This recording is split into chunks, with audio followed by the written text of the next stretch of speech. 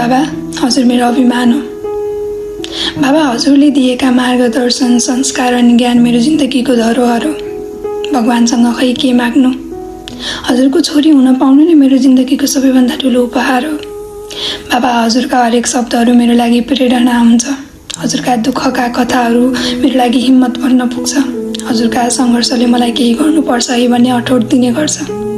हजुरको आश्वासनले मेरो जिन्दगीको अन्धकारमा उज्यालो ल्याउने गर्छ। बाबा, थाहा छ हजुरलाई, हजुरको आधा जीवन त सन्तानको सपनाको लागि सङ्घर्ष गर्दा गर्दै जान लाग्यो। हजुरको सम्मान स्वरूप केही समर्पण गरौँ भने पनि म हजुरको अगाडि केही मूल्यवान शब्दहरू भेट्दिनँ। बाबा, सायद म अहिले हजुरको मुहार हेर्न सक्दिनँ।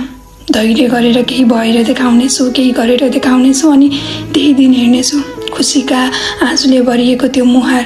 कस्तो अनुभूति हुने रहेछ त। हजुरले सिकाएका सिद्धान्तहरूले मलाई एक असल मान्छे बन्न सिकाएको छ।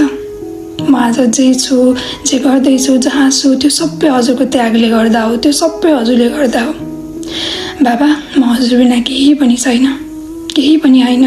बाबा, तपाईँ मेरो जिन्दगीको सम्पत्ति हो, मेरो जीवनको आधार हो, मेरो अभिमान हो, मेरो लागि सबै थोक हो।